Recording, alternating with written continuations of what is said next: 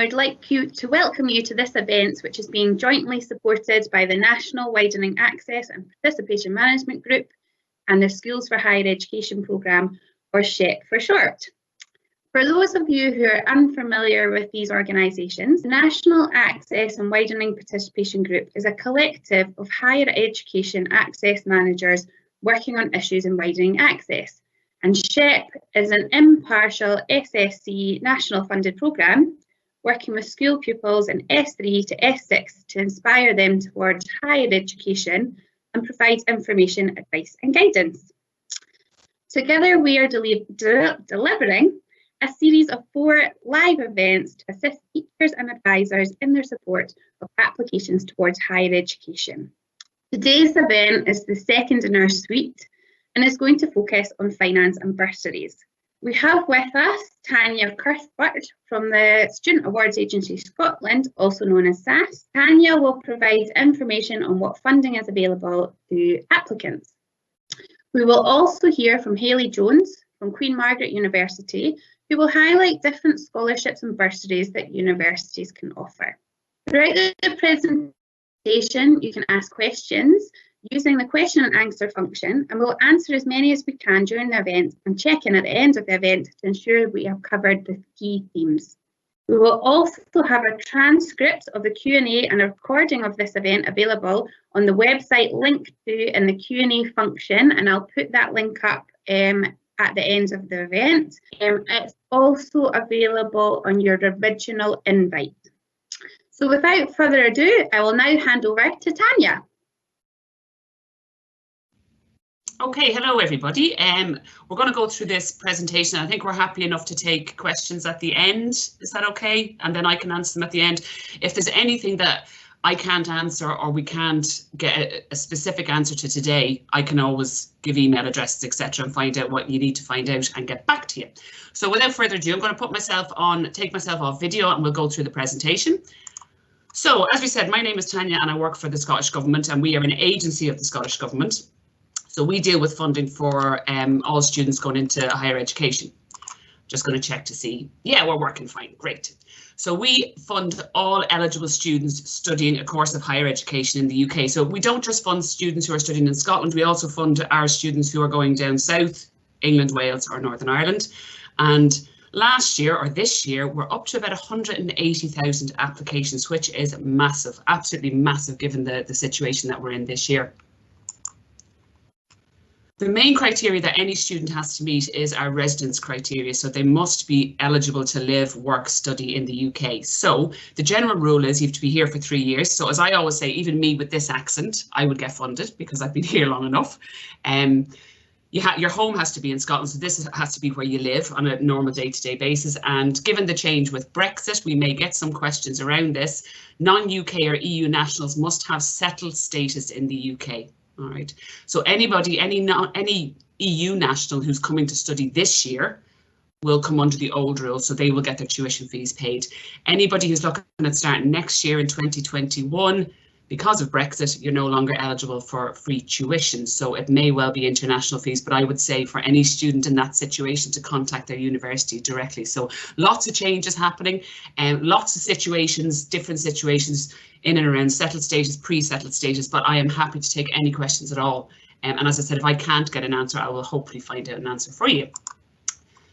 So they're the courses that we fund. We fund HNCs, HNDs, generally at college. Degrees in Scotland can be 4 years, 5 years if you're doing medicine or dentistry. Nursing and midwifery, very applicable to Queen Margaret University and the allied health professions. We fund nursing and midwifery on behalf of the health department, and we also fund the PGDE, which certain universities do, and the reason we have it on this slide is because it's not funded like a postgraduate course, like a master's. It's funded like another undergraduate year. So if you do a 4-year degree, say in music, and then the student wants to go on to teach, they will get that extra year's funding as well. So just keep that in mind. So tuition fees in Scotland, as we all probably know, are aware of, they are free, but every student must apply to us to get them paid. So for a HNC or HND, these figures are kind of irrelevant because we pay the fees directly to the college or university. But just for info, fees for college courses are 1285, Degrees and PGDEs are 1820 per year. HNC, HND or degree at a private college, we will only pay up to 1205 fees every year. So fees at the private colleges can be a lot more. So be aware that you may have to pay a fairly hefty on top of that extra amount of tuition fees. Any students in Scotland who want to go down south or to go elsewhere in the UK, they can take out a fee loan of up to 9,250 per year. So huge difference between fees in Scotland and fees if you're going elsewhere in the UK. But keep in mind, we do still fund Scottish students going elsewhere in the UK. This question is a question we get asked a lot, and it's how long will I be funded, especially with the universities who maybe work closely with the colleges. So they will maybe look at HNC, HND students going on to do a degree. All right. So basically what I would always say to students is, as long as you are continuing upwards and you're moving, progressing, we will continue to fund you. The issue kind of starts if you go backwards. So for example, if you do a HND, and then you go on to do a degree, some universities will take you into second or even third year. But if for some reason you have to start in first year, you'll still get funded for that. So don't let anybody tell you that you can't do that. You can, absolutely, you can do that. You can use your extra year's funding for that. If you have to repeat a year, and it does happen, hopefully it will never happen to any students, or it's not something you want to happen, but if you do have to repeat a year, you get that extra year's funding as well, so your funding is not impacted. Just a quick example of where it can affect your tuition fees is if you maybe went into year 2 of a degree and then you went back to year 1, you may start to lose tuition fees. So just be aware. Again, just for all of us, who work in the sector, just keep in mind that it's as long as you're progressing, we will continue to fund you. Okay. Hopefully that makes sense. So when it comes to living cost support, this is on top of your fees. In Scotland, you never ever pay your fees back, ever. Okay, we pay your fees directly to your university. That's it, done and dusted. Okay, you would never be asked to pay back your tuition fees in Scotland. So when we look at living cost support, and this obviously is really important given the current time that we're in, we look at who the student lives with. So if the student lives with both parents, we look at both parents' income, gross income if they're on the PAYE system, and their net profit if they're self-employed. So normally it's the makeup of the household. So if it's 2 parents, like I said, we look at both parents. Where parents are divorced or separated, we will look at the household that the student lives in. And if mum or dad maybe has remarried or has a partner, we will take their income into account as well if they live in that house. Mature students, we will look at partner or spouses if that's the case. And student income, we don't look at a student's earned income. That's really important. We would only look at student income. So maybe something like an older student who had a pension, we would look at their pension income. But generally students, they won't have an income that we would take into account. Just on this note, given the current situation that we're in, the current COVID situation, where household incomes are changing, and we found that a lot this year, they've maybe gone up or they're, well, gone down as in most cases this year, if they've drastically dropped, we will look at that situation. So don't panic. So if your income has dropped because of COVID, we will look at the current income that you're getting as opposed to previous year's income. All right, so there's loads of scenarios that we can help out. So we will do whatever we can to make sure the student gets their maximum amount of support. So the all-important slides, the money slides. So young students we would class as school leavers under 25. So if you're leaving school, this is the slide for you. If the household income is below 34,000, you will get a bursary of some sort, and this is per year, guys, just to make you aware. So this is every year. And if the household income is below 21,000, you get the maximum support. So the bursary, you don't pay back. Okay. Student loan, you will pay back eventually once you start to work, and I'll touch on that as we go through the slides. You can look across and see how much you're going to get based on household income, and generally, and I'm generalizing here, generally that money is paid over 10 months. Okay, you don't get paid during the summer. So just on the next slide, we have the mature students. So older students, if you're married, if you have a child, or if you're over 25, the loan to bursary ratio is slightly different, but the overall package is the same. Don't ask me why, I don't know the reason behind it, but if you look at the right-hand side total, the overall package is the same. Okay, so how do you get paid in Scotland? We very sensibly pay you monthly. Just on a quick aside, anybody who's going down south to England, Wales or Northern Ireland, they get paid in line with the their English, Northern Irish, Welsh counterparts, so their money gets paid, would you believe, still at the beginning of each term. So it's I know it's 3 payments. It's kind of like, what? How am I supposed to budget? Because the English students get paid like that, our students going down south have to get paid in the same way. But up here in Scotland, you get paid monthly. First payment is a double payment and a payment schedule. How you get paid will sit in your account, so within your SAAS account. The only piece of paper you will get will be from the loan company. And anybody on here who's had a student loan, you'll know that you get a piece of paper through the post that details your loan payments. Okay. So repayment of the loan, I think this is really important, not so much for the students, this is not on their radar just now, but I think for parents, anybody who's concerned about student loans, just to try and understand how they work. There's a big change coming up next year. So the threshold is just short of 19,000 just now before you start paying back your loan. That's going up to 25,000 next year. So in other words, our Scottish students have to earn above 25,000 before they start to pay back their loan. SAAS assess your loan, so the student awards agencies assess the student's loan, but it's the student loan company who are based in Glasgow who actually they make your payments. You don't need to do anything with them. We do it all within SAAS. We pass your details to the loan company and they pay out your loan and then they collect your loan once you start to earn. You don't start repaying until the April after you graduate.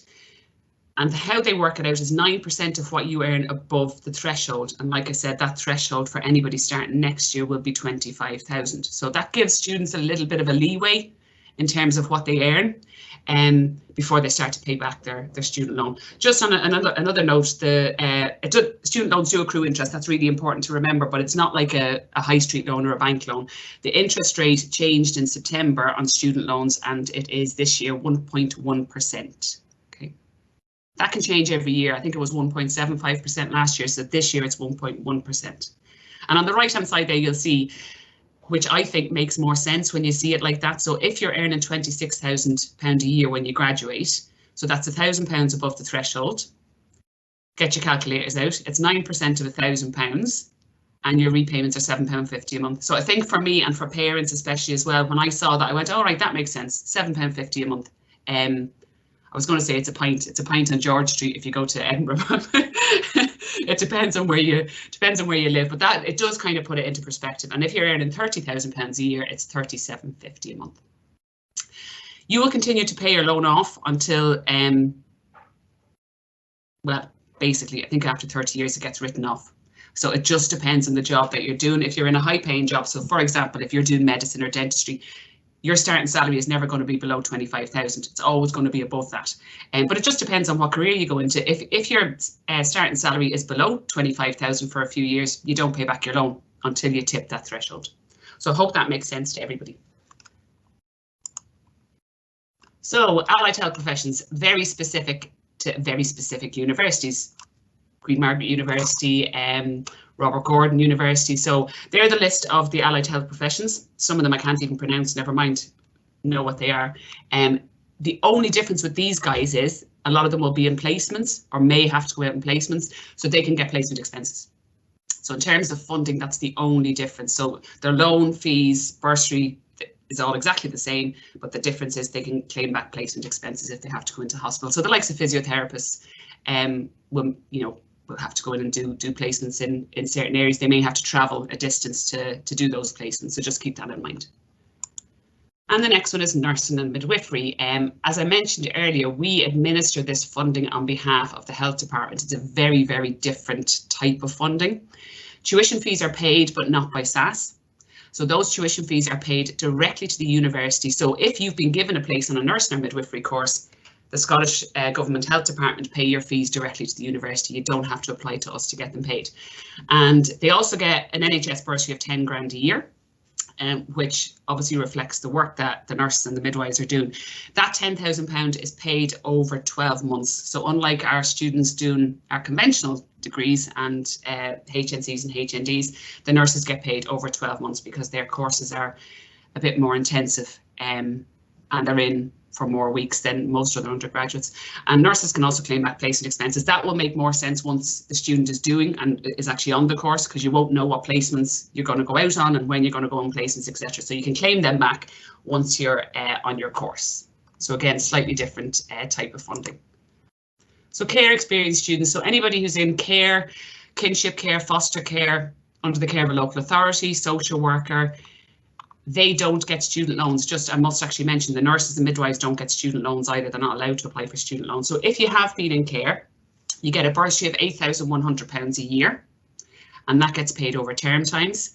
If you need help with accommodation, if these students need help with accommodation during the summer months, they can apply for a grant of up to £105 a week to help them out as well.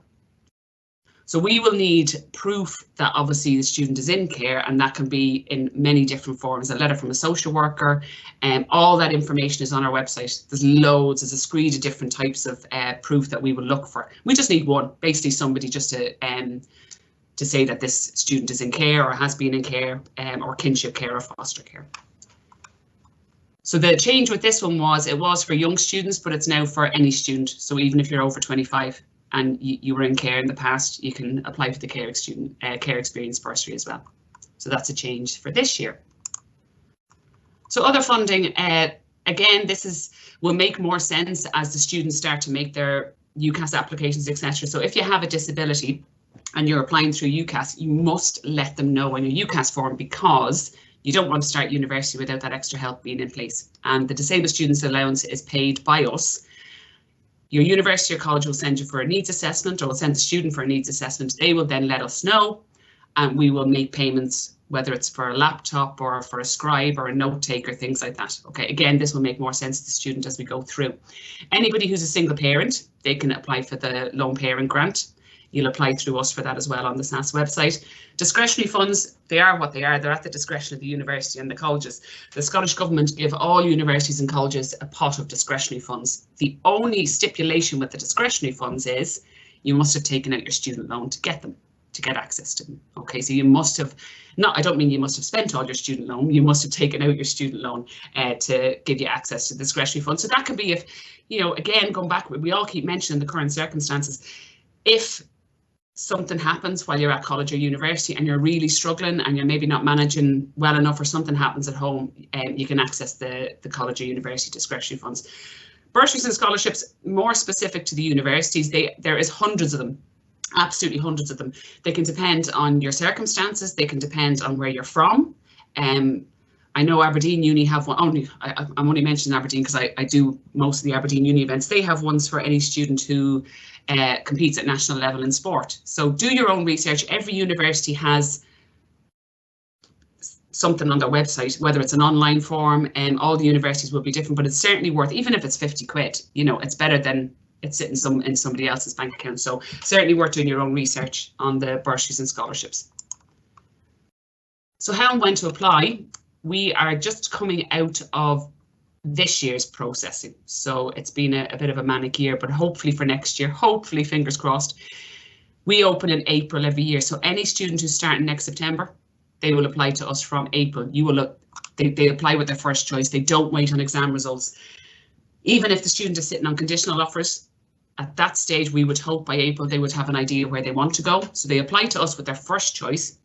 If that changes when they get their exam results in August, they can just go into their SAAS account and change it over, because we don't pay their fees until January. So in other words, the students who started this year, we won't be paying their fees until January. So it gives everybody a bit of leeway to kind of settle down, maybe change course if they want to. So we would ask for applications to be in as early as you possibly can, especially if you're relying on your money to be in your bank account on the first day of term. We want your application in by the end of June. So that's not a closing date, it's an advisory date.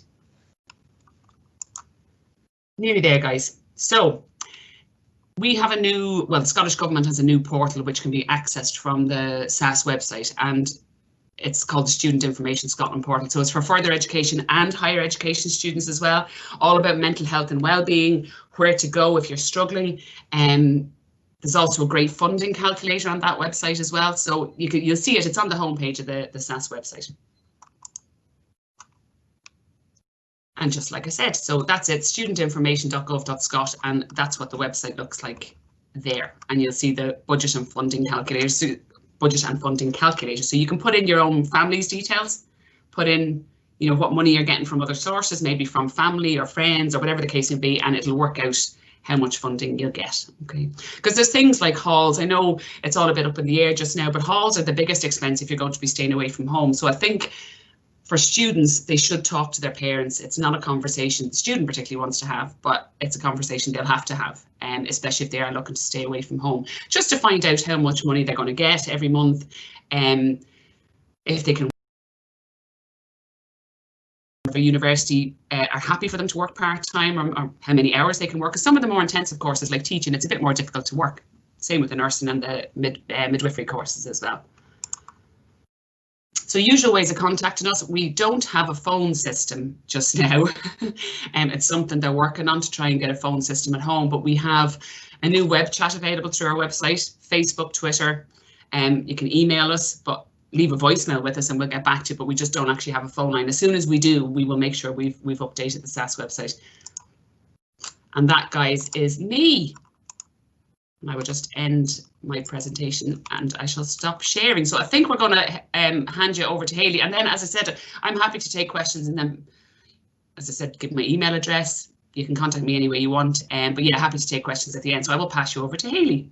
I'm Hayley. I work at Queen Margaret University, as Mary mentioned earlier. Thank you, just to say as well, thank you to Tanya for the overview from SAAS there. I think it's obviously really, really helpful to see all the funding that's available there.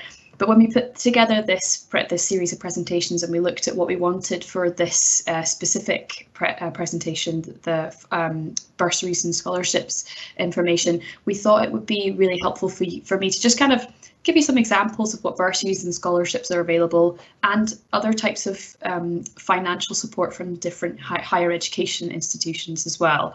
I know myself, when I went to university way back, I didn't know what was available. I just got funding from SAAS, and I didn't realise there was funding options available until I got to university. So this is just something to highlight, I thought.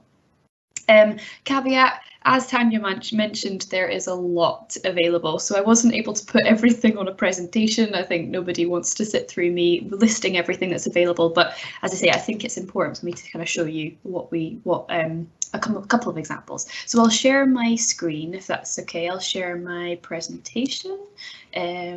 Hopefully in a second you should be seeing this. Thank you. Okay, cool.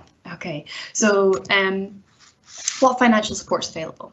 So first of all, we'll look at bursaries and scholarships at the moment. So just to give you an example, we've got several kind of different ones from different universities. I know myself what we provide at Queen Margaret University, but this also is provided at different universities. A lot of, if not all, universities offer additional care experienced carers and estranged students additional funding on top of what they already get from SAAS, on top of the 8,100 there.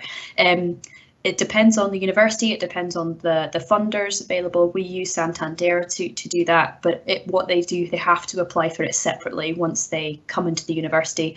Often it's the case that they get, we have that information about them when they get into the university, and then they are invited to apply. So it's an application process.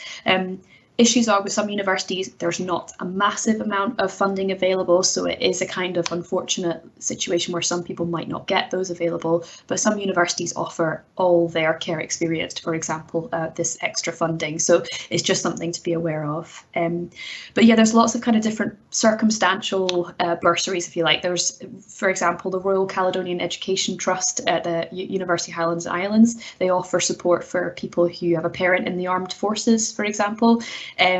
Also, University Highlands and Islands offer, if people come from the Highlands specifically, they get funding from the Highlands Children's Trust. We've also got University of Glasgow undergraduate talent scholarship. So basically people who are particularly academically advanced, but potentially have financial difficulty that's going to hinder them getting to university or being able to continue with their studies. There's service available there.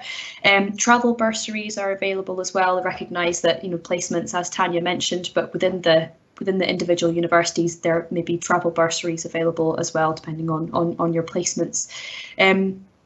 But yeah, I mean, there's some that are so nuanced, and that's the thing. That's why I don't want to put them up here, because there's, for example, Abertay University offer for their 4th year gaming students, for example, they've got something called the Ninja Kiwi Scholarship, which I thought was quite a good name. I quite enjoyed that, so that's why I wanted to give use that as an example. But just to show you, it can be so nuanced. So if a pupil is interested in a certain subject, tell them to have a look on the websites of the university, and I will chat about that as well in a minute, just how they find out that information. But yeah, it can be something that you just don't think is potentially there. It potentially could be there. Also, just to say as well, Robertson Trust also provide funding, and Baillie Gifford. There's lots of different kind of funders. Robertson Trust was very good, I know of anyway. They give a fantastic support along with the funding. They also give kind of skills development workshops and kind of social activities as well. So it's not just kind of them getting the funding support, it's also there's other support there as well. So yeah, discretionary funds, I know Tanya mentioned this, but yeah, just to say it is an application process. It's something that all universities offer. It could be hardship fund as well, it could be called that, I think, but it's something that they go to their funding page of the university, or go to the student services section of the university, and it might be the case that they have to hand over some of the details about their bank statements and kind of give them examples as to why that they might have come into some financial trouble. And very often the case is that, well, I sit on one of the boards for our university, and we do look at them. It's completely anonymous. We look at them, we say, yeah, absolutely, this person does need the additional funds, and very often we do just give them the full amount that they're asking for. However, sometimes if it's, for example, a student has accidentally spent too much money on Dominoes, or they're maybe not managing to budget themselves too well, we do say to them, right, okay, potentially at the moment we'll just give you this, but we're also going to offer you this advice as well on how to budget. So there's things available there, so we're not just kind of giving them money and leaving them to it. I think it's important to say that this is available, because universities don't want students to drop out for any reason, and they certainly don't want them to drop out if they can't afford to stay in university. So it's something to really highlight there. This is available for pupils. I wanted to point this out as well, free accommodation. This is something that I only know of University of Aberdeen doing that this year, September 2020. They're offering free accommodation for pupils coming from SIMD 20 postcodes. So students in their first year get free accommodation who are coming from SIMD 20 postcodes. So that is an amazing offer. As I say, I don't think there's any other university at the moment doing it. I don't know if they're definitely doing it next year for September 2021, because their website hasn't been updated for that yet, but it's something to keep an eye out on as well. So I thought I'd highlight that. And also I wanted to highlight the Emergency Study Fund as well. There's a lot of universities that the Scottish Government have awarded a lot of funds to the different universities to support students during this unprecedented time of working from home and not being able to study in the university. They recognise that there might be digital poverty and potential financial hardships that don't allow students kind of restrict students further studying. So there will be some emergency study funds to apply for within the universities. That might be if you need a new laptop, or if you need certain things to help you get access to education throughout your year. Certainly this year, nobody knows what's happening next year at the moment, but just so that is available as well. So I thought it'd be good to point out how to find this information, because, as I say, there's a lot of information there. First of all, UCAS course search is one for sure at the moment, where your pupils potentially will be, hopefully not your 6th years, if your 6th years have already decided, but if you've got 5th years that are looking at studying, and your college students as well, looking at studying in September 2021, for them to have a look at the UCAS course search. And within that, you've got information about entry requirements, and then below that there is the fees and funding information as well. So that is kind of there as well. But what I would say is the best way to go is go to the university, the individual university websites. And I'd say keywords to search for within the websites, or go to their homepage and have a look. Bursaries, scholarships, funding, Also, widening participation as well. If you're not managing to find what you need, I'd say widening participation web pages within the universities, they'll at least have a contact where you can contact them and get information from them, and they can point you in the right direction. Another thing as well, we'll also put on our web, I think we already have it on our web page at the moment, and we'll send the link to you after this presentation. We've got the contacts of all the different university admissions departments, so you can contact them there and ask questions that you need. I thought also, just while we have you, to let you know of the additional support offered, kind of finance-based, I suppose. Access to accommodation all year round for care experienced and estranged students. Now, this is something that I know that we offer, but I know that a lot of universities offer. I don't know if every university offers this, but it's something, again, to look up. They offer access to accommodation all year round, rather than saying, right, okay, you have to leave in summer or in the Christmas time. Recognise that these students might not have somewhere to go in their summer or Christmas time, so that is available for students. And also, as Tanya mentioned, there's also the financial help provided during the holidays from SAAS as well, so that's for those students. And also, I wanted to point out as well, a lot of universities offer priority to student employment opportunities for their widening participation students. Now, widening participation, if you went to our last event, you'll realise that some universities have different criteria. Well, we've got different criteria for different widening participation students. But just to let you know that that's something for them to look out for. We do recognise that potentially other job opportunities during their studies are really important to help them with funding their studies throughout the years, but also helps with their career development as well. So yeah, in terms of all the information that we've provided, obviously it'll be on our webpage, what I've just mentioned, but we'll also put some more things as well that Tanya mentioned. But that was me talking very fast, so sorry, but that's me finished now. But if you do have any specific questions, I'll try my best to answer. So I hope that's okay. I'll hand back over to Mary, if that's okay.